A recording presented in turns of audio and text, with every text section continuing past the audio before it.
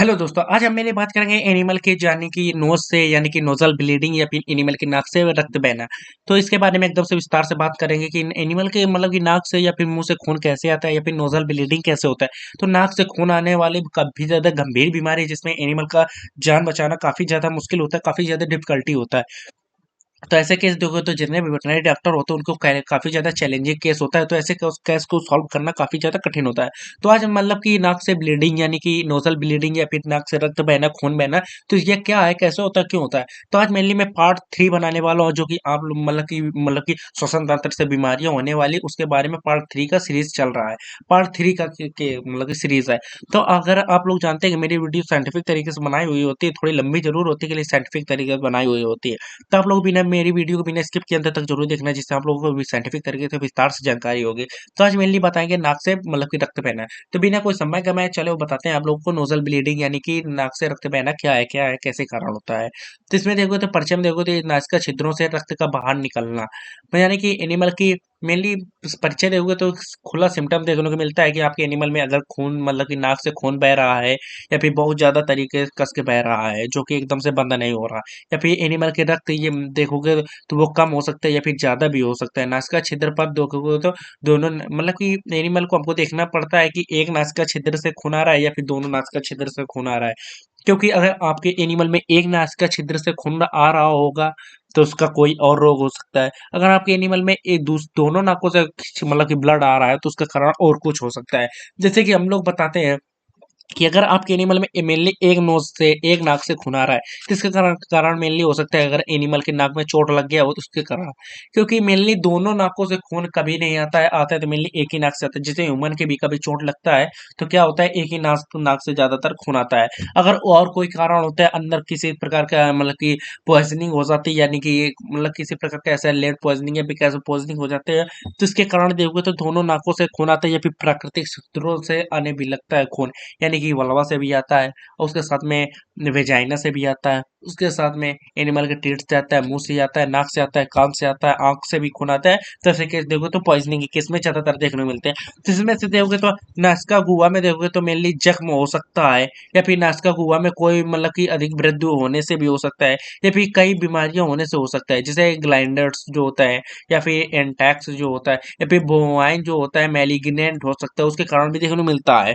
उसके साथ में या फिर नेजल ग्रेनुलोमा हो सकता है, यानी कि आपके एनिमल के नाक के अंदर छाला हो सकता है, या फिर नाइट्रेट पॉइजनिंग या फिर मरकरी पॉइजनिंग या फिर ब्रेकर से ज्यादा मतलब कि जहरवाद होने के कारण हो सकता है।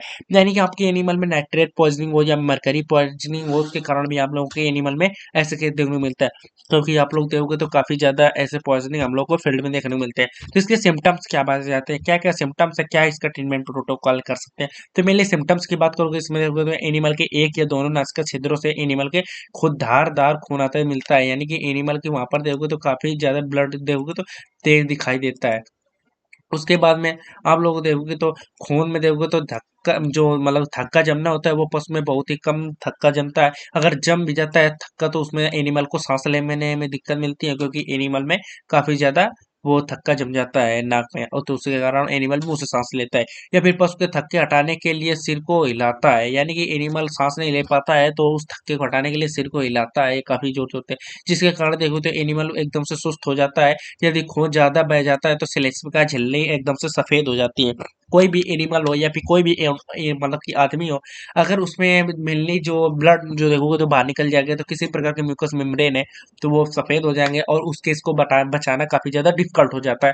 तो इसके बारे में एकदम से ट्रीटमेंट प्रोटोकॉल बताएंगे, जो कि बहुत ही अच्छा ट्रीटमेंट प्रोटोकॉल। अगर आप लोग ऐसे केस को आप लोग इस ट्रीटमेंट प्रोटोकॉल से आप लोग इलाज करते हैं तो आप लोग को काफी ज्यादा मदद मिलेगी। तो क्या इसका ट्रीटमेंट प्रोटोकॉल है, क्या ऐसे इलाज कर सकते हैं। सबसे पहले आपको किसी एक रक्तरोधी इंजेक्शन का उपयोग करना है, जिसमें आप लोग उपयोग कर सकते हैं ट्रांexamiक एसिड का उपयोग कर सकते हैं, या फिर आप किसी प्रकार के और इंजेक्शन का उपयोग कर लेंगे। मैं ट्रांexamiक एसिड काफी बेस्ट इंजेक्शन मानता हूँ, जिसका आप लोगों को कम से कम 20 ml उपयोग करना है। उसके साथ में आप लोगों को विटामिन के इंजेक्शन का उपयोग करना है, क्योंकि विटामिन जो के होता है वो रक्त को थक्का जमाने में काफी ज्यादा मदद करता है। तो विटामिन के इंजेक्शन को कम से कम दिन में 2 शॉट लगाने हैं 12-12 घंटे में। उसके साथ में आप लोगों को एनिमल में कैल्शियम के इंजेक्शन का उपयोग करना है, क्योंकि कैल्शियम जो होता है ये आरबीसी से मतलब कि संपर्क करके एनिमल में जल्दी से जल्दी थक्का बनाते हैं, झिल्ली बनाते हैं, जिससे कम से कम खून बहता है। और या फिर आप लोग इसे मतलब कि ये काफ़ी ज़्यादा पानी की भी कमी हो जाती है क्योंकि ब्लड बह गया। अगर काफ़ी ज़्यादा ब्लड बह गया तो आप लोग को जो ब्लड होता है वो ट्रांसफ्यूजन करना पड़ेगा, एक एनिमल से दूसरे एनिमल को चढ़ाना पड़ेगा। पहली बार में आप लोग को 102 लीटर ब्लड चढ़ाने में किसी प्रकार का आप लोग को ब्लड ग्रुप को मैच करने की जरूरत नहीं है। आप लोग आधा से 1 लीटर ऐसे ही ब्लड चढ़ा सकते हैं किसी एनिमल को, लेकिन सेम ब्रीड का होना चाहिए। मतलब गाय गाय हो और वो भी सेम ब्रीड की हो। उसके साथ में आप लोग किसी मतलब इलेक्ट्रोलाइट का इस्तेमाल करने आप लोग एनिमल सलाइन और या फिर डेक्स्ट्रोज का इस्तेमाल कर सकते हैं, जो कि एनिमल को एनर्जी देने के लिए होता है और डिहाइड्रेशन दूर करने के लिए होता है। उसके बाद में आप लोग को एनिमल में नाचका गुआ में एड्रेनलिन से गौज मतलब कि हाँ, जैसे मैंने पहले बताया था कि आप अगर आपके एनिमल काफी ज्यादा नाक से ही केवल ब्लड आ रहा है चोट लगने के कारण, तो आप लोग को एड्रेनलिन जो होता है उसको आप लोग को एक रुई में गौज में वहां पर इसको मतलब कि भिगा लेना। उसके बाद में गौज को वहां पर मतलब कि डुबा कर वहां पर जहाँ पे ब्लीडिंग हो रही है वहां पर दवा देने हैं, जिससे जल्दी जल्दी आप लोग को केस सॉल्व करने में मदद मिलेगी। उसके बाद में किसी एंटीबैक्टीरियल इंजेक्शन का उपयोग करना है, क्योंकि आप लोगों के एनिमल में चोट लगी है तो वहां पर सेकेंडरी बैक्टीरिया का इंफेक्शन ना हो सके, इसके लिए आप लोग मेनली डीसीआर स्ट्रिप पेनिसिलिन का उपयोग कर सकते हैं, जो कि आप लोग केस को सॉल्व करने में काफी ज्यादा मदद मिलेगी।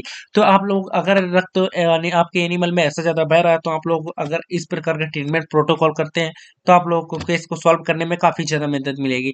तो आज के लिए इतनी जानकारी थी। अगर वीडियो पसंद आई हो तो आप लोग वीडियो को लाइक करें, चैनल को सब्सक्राइब करें, जिससे कि आप लोग को मेरी वीडियो सही से सही और जल्दी से जल्दी आने के मतलब मिलेगा।